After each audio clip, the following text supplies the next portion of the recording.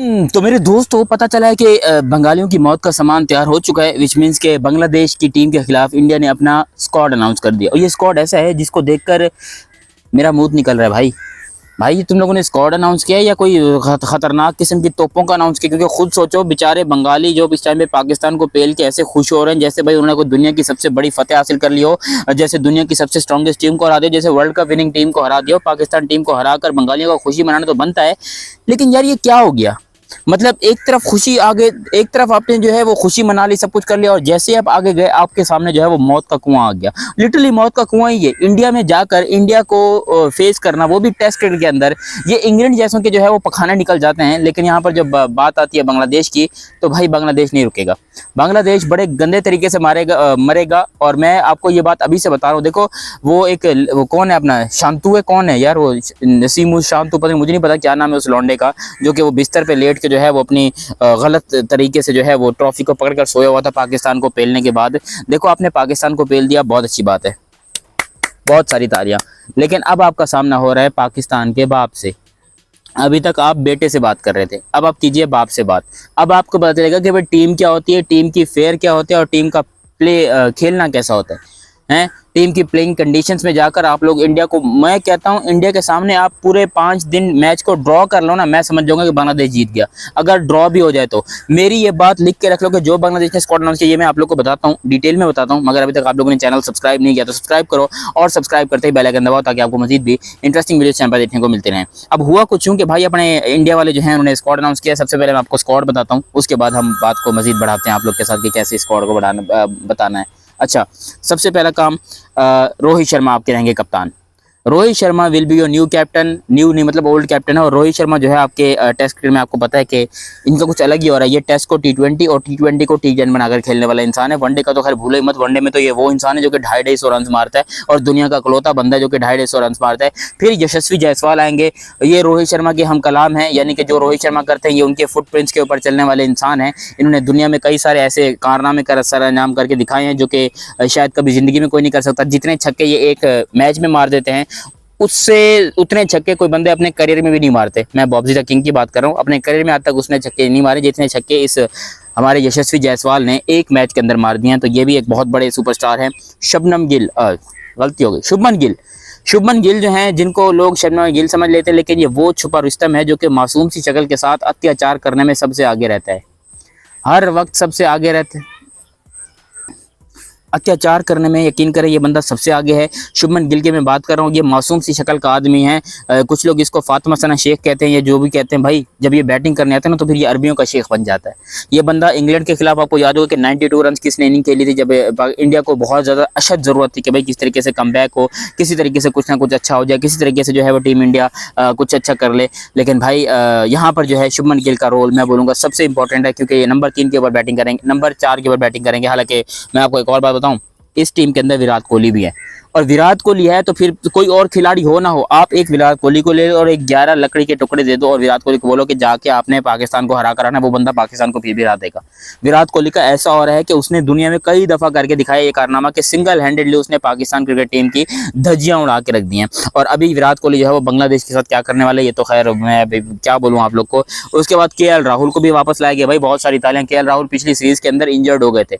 आपको याद होगा कि इंग्लैंड वाला जो मैच हो रहा था, इंग्लैंड वाली जो सीरीज हो रही थी, उसके अंदर KL राहुल भाई जो अपने वो इंजर्ड हो गए थे, और फिर कमबैक किया KL राहुल ने, और उन्होंने अच्छी खासी कमबैक किया था। आई थिंक सेंचुरी भी मारी थी, मेरा ख्याल आ रहा है कि मुझे सेंचुरी भी मार के दी थी इन्होंने।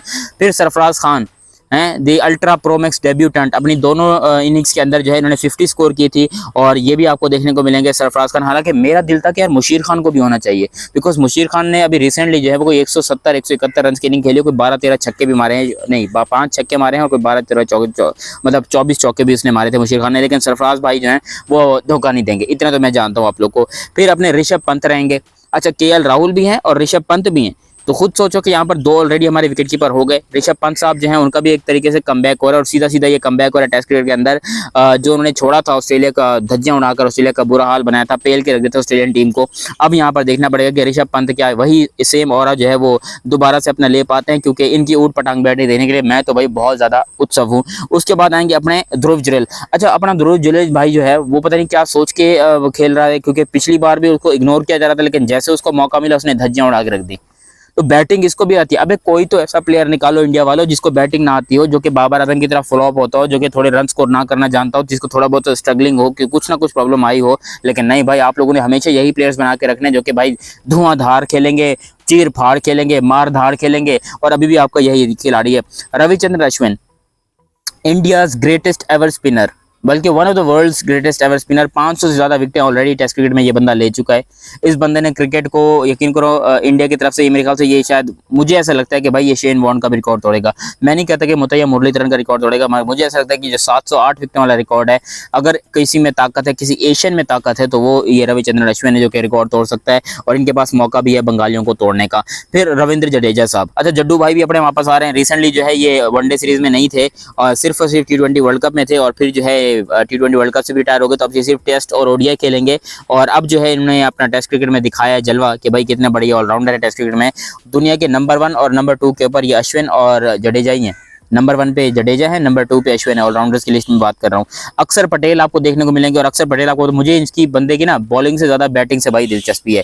इतनी कोई क्लासिकल बैटिंग करता है, इतने कोई प्यारे स्ट्रोक्स मारता है भाई। ये बंदा अगर ओपनिंग कर ले, मुझे लगता है वहां पर भी ठीक है। इसको 11वें नंबर पर खिला लो, ये वहां पर भी ठीक है। ये बंदा किसी भी पोजीशन के ऊपर आकर कभी भी बैटिंग कर सकता है। और ये बंदा एक बार नहीं, इसने बार बार ये करके दिखाया है। T20 हो, टेस्ट हो, वनडे हो, बार बार आपको जो है यहाँ पर करके दिखाया हमारे इस खूबसूरत से अक्षर पटेल साहब ने। फिर अपने कुलदीप यादव साहब, अब इसको कौन खिलाएगा?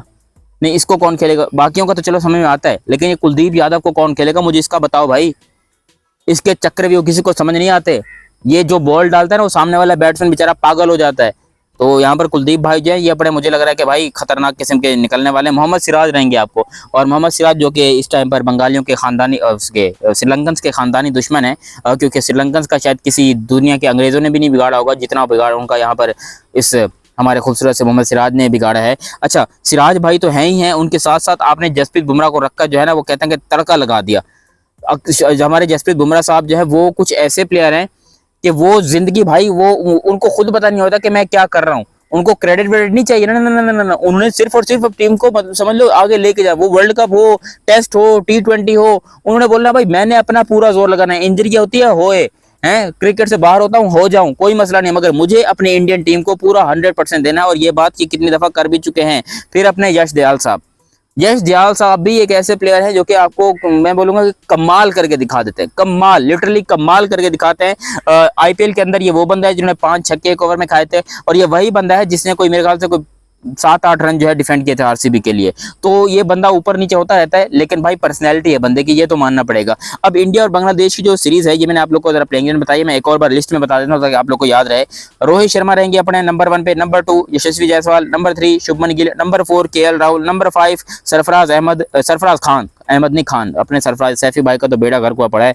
अच्छा, नंबर 7 पे जो है वो आएंगे Rishabh Pant, number 8 Dhruv Jurel, number 9 Ravichandran Ashwin, number 10 Ravindra Jadeja, number 11 Axar Patel, number 12 Kuldeep Yadav, number 13 Mohammed Siraj, number 14 Akashdeep, number 15 Jasprit Bumrah, और नंबर 16 यश दयाल। तो ये इंडिया की टीम है जो कि बहुत ही खतरनाक टीम है। और मैं बांग्लादेश वालों को बोलना चाहूंगा कि हम आपके दर्द में बराबर के शरीक हैं, क्योंकि मुझे पता है कि आप लोग को बहुत दर्द होने वाला है। आपने बेटे को पेल कर अपनी जो है वो ख्वाहिशें पूरी कर ली कि बस जी हमने अपने ये कर लिया, वो कर लिया, वगैरह वगैरह। अब जो है हम पाकिस्तान को हरा कर हम बड़ा इंजॉयमेंट करेंगे, ये करेंगे, वो करेंगे। आपकी इंजॉयमेंट का समय समाप्त हुआ, क्योंकि अब आपका मुकाबला होने जा रहा है सीधा हिंदुस्तान से।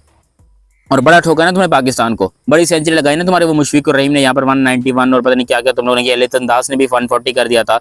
बड़ी तुम लोगों ने पाकिस्तान की धुलाई की ना। अब जाओ करो मुकाबला, फिर करके दो मुकाबला इंडिया से, इंडिया के सामने। अभी तो ये, अच्छा ये मैं आपको ये भी बता दूंगी, ये सिर्फ और सिर्फ फर्स्ट टेस्ट के लिए स्क्वाड अनाउंस हुआ है। सेकंड टेस्ट के लिए अभी अनाउंस नहीं, उसके अंदर हो सकता है कि मे भी कुछ ना कुछ चेंजेस देखने को मिल जाए, मे भी कुछ उल्टा पुल्टा हो जाए, मे भी कुछ यहाँ पर भाई मुझे नहीं पता कि जैसे ये गौतम गंभीर के एरे के अंदर क्या क्या होगा। लेकिन ये कोई आप ये कह लो कि हतमी नहीं है, ये अभी स्क्वाड अनाउंस होगा, अभी सेकंड टेस्ट के लिए अनाउंस होगा, और उसके अंदर जो है वो और इंटरेस्टिंग होने वाला है। बाकी ये सीरीज 19 सितंबर को शुरू हो रही है। मैं कोशिश करूंगा कि भाई 19 सितंबर से पहले अगर अपने स्टूडियो में जा सका ठीक है, वरना भाई यहीं पर बैठा हूँ और यहाँ पर बैठ के मैं आप लोगों के साथ लाइव गुफ्तगू भी करूंगा और लाइव भी आया करूंगा, क्योंकि बड़ा जरूरी है, आप लोगों के साथ इंटरेक्शन बड़ा जरूरी है। बाकी मैं अभी अपने गाँव में आया हूँ, थोड़ा काम वाम कर रहा हूँ, अपनी जमीन के अंदर बैठा हूँ, पीछे देख सकते हो खजूर के दरख्त हैं, इधर जो है वो अपने सरसों तभी नहीं है, जंतर हम इसको बोलते हैं, पता नहीं हिंदी में क्या बोलते हैं या उर्दू में क्या बोलते हैं, आई डोंट नो।